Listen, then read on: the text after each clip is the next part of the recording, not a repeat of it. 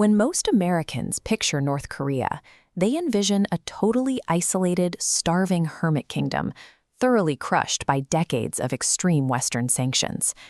The assumption is that being entirely cut off from the global banking system has locked the country in a pre-industrial time capsule, halting any form of economic growth. Yet recent ground reports from the Wall Street Journal and the New York Times reveal a reality that completely contradicts that expectation. Inside Pyongyang today, citizens are ordering rides on Uber-style taxi apps, paying for meals with QR codes, and browsing BMW dealerships. Last year alone, the capital city completed the construction of 10,000 new residential homes. That is a higher rate of municipal housing construction than Los Angeles or Chicago, cities currently grappling with massive street encampment crises. The most heavily sanctioned and economically walled-off nation on Earth is actively outbuilding major Western metropolises. The catalyst for this localized boom traces back to a calculated diplomatic pivot. Kim Jong-un recognized that chasing reconciliation with South Korea or begging for Western approval was yielding zero economic return. Whether engaging in high-stakes summits or facing maximum pressure campaigns, the outcome remained identical.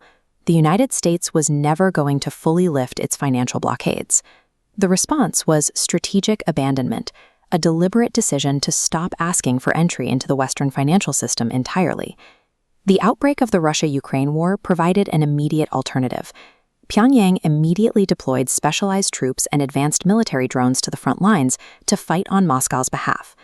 By supplying critical military hardware during a grinding conflict, North Korea secured an invaluable political and economic benefactor in a desperate global superpower. They swapped raw military utility for direct access to a superpower's supply lines, removing Washington from the equation entirely.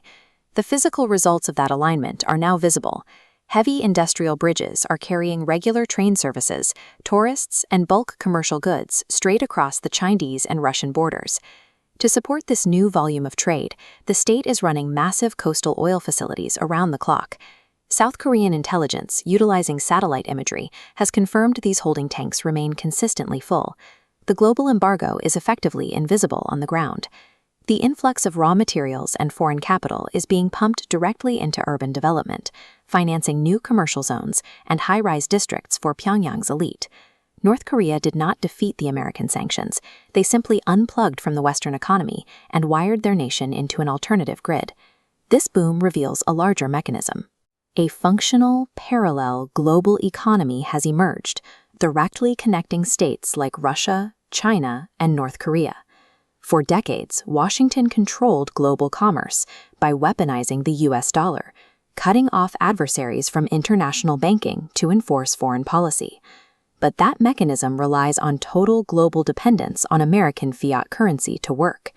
Today, in a rapidly forming multipolar world, nations are settling massive bilateral trades in their native currencies, operating completely outside American jurisdiction. Other heavily sanctioned states are already utilizing this exact Russian-Chinese blueprint to rapidly stabilize and grow their own domestic markets, most notably Iran. A financially thriving, deeply connected Iranian state directly compromises Washington's long-standing security architecture in the Middle East, altering the balance of power surrounding Israel. Western nations can continue to draft sanctions and sign embargoes. But in this new multipolar economy, being locked out of America no longer means being locked out of the world.